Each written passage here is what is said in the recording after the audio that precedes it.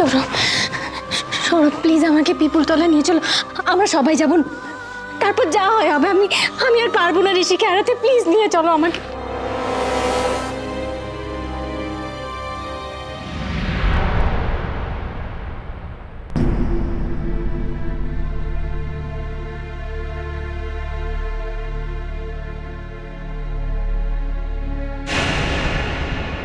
তোমরা স্বামী স্ত্রী নও, তোমাদের আলাদা আলাদা সংসার আছে।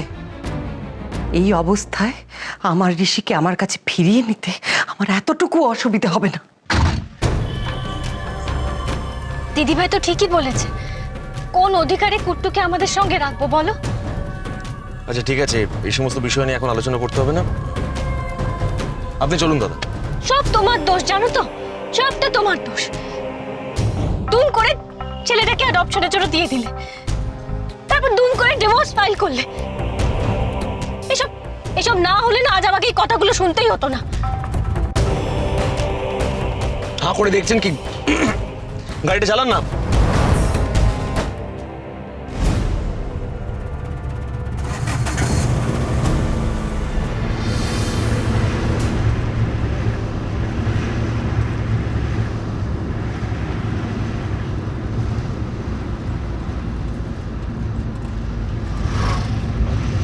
সৌরভ, আমি ডিসাইড করে ফেলেছি, আজকে একটা বোঝাপড়া করবো পিপুলতলায় গিয়ে। আমি দীপ্তকে বলবো যে তুমি আমি শুধু একসঙ্গে থাকলে আমরা ঋষিকে কখনোই ফিরে পাবো না। আমাদের না রেজিস্ট্রিটা করতে হবে, বুঝতে পেরেছো? স্বামী স্ত্রী হিসেবে থাকবো আমরা। তুমি তুমি মিষ্টুকে বুঝিয়ে বলো, আমি চাই না এমন কোনো কাণ্ড হোক যাতে বাবার আবার শরীরটা খারাপ হয়। তুমি আমার কথাগুলো বুঝতে পারছো? এই দাঁড়াও দাঁড়াও দাঁড়াও দাঁড়াও দাঁড়াও দাঁড়াও, আরে দাঁড় করাও না গাড়িটা।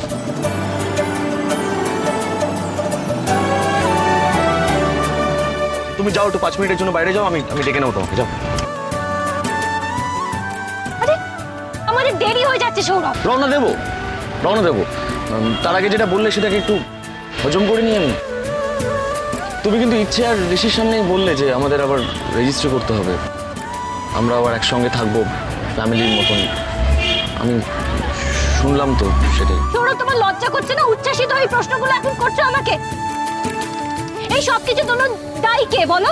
আমি আমি আমি দায়ী, আমি ছাড়া কেউ দায়ী নয়, সব দোষ আমার। তার জন্য যা শাস্তি হয় সব মাথা পেতে নেবো আমি। কিন্তু যে কথাটা বললে সে সত্যি বললে তো। মা, তোমার হাতটা দাও। বাবাই, তোমার হাতটাও দাও। ভাই, তুই দে।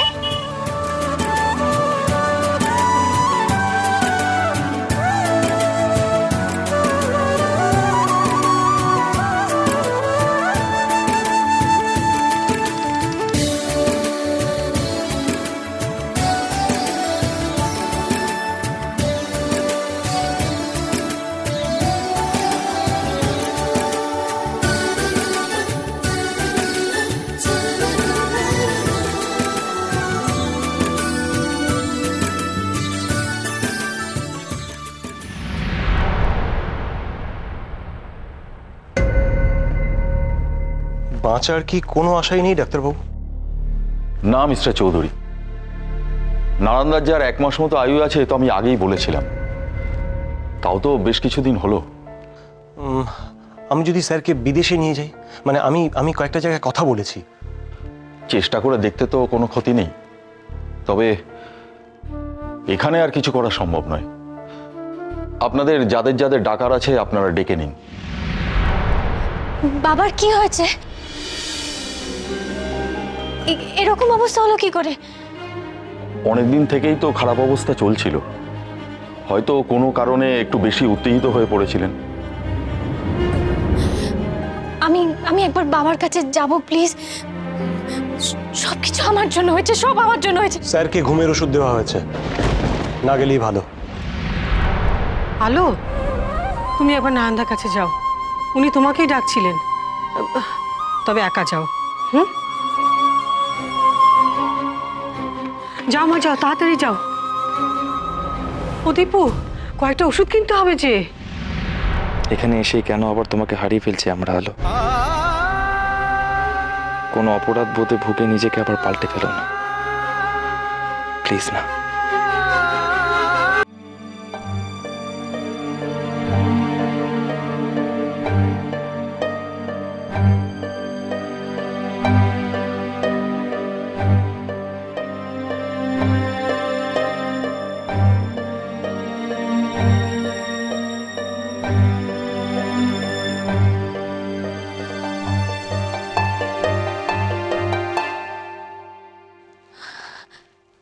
বাবা, লজ্জা করছে না চোখের জল ফেলতে?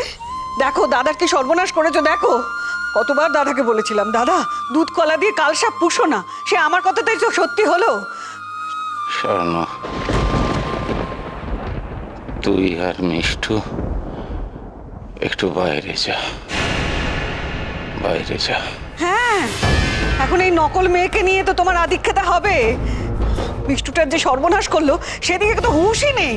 চ মিষ্টু চ, আমিও দেখি এই বিদ্যে ধরি নকল কান্না কেঁদে কতদিন দাদার মন জয় করে। চ, আর এখানে দাঁড়িয়ে থাকিস না, আয়।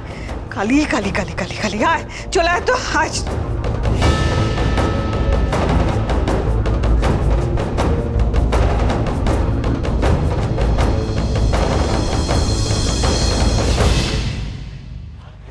বাবা, বাবা তোমার কিচ্ছু হবে না, তুমি তুমি একদম সুস্থ হয়ে যাবে।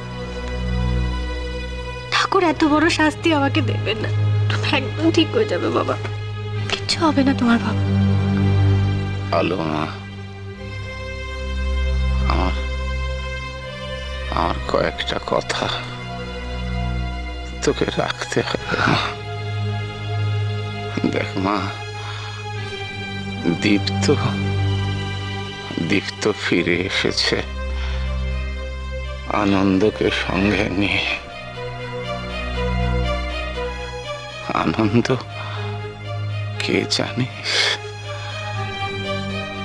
আনন্দ হলো আলুলিকা আর দীপ্তর ছেলে।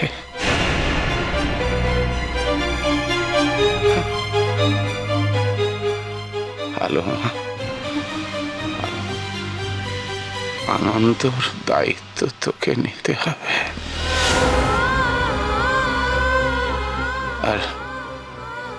আর এই বাড়ি আর মিষ্টুর দায়িত্ব তুই নিবি, কথা দে। আলো মা, আমি মারা যাবার পর মিষ্টু যেন ভেসে না যায় রে মা। আপনি আমাদের ছেড়ে এত সহজে যেতে পারবেন না স্যার। স্যার, আমি আপনার ট্রিটমেন্টের ব্যবস্থা করেছি, আপনাকে বিদেশে নিয়ে যাব। সেখানে আপনি সুস্থ হয়ে আবার ফিরে আসবেন।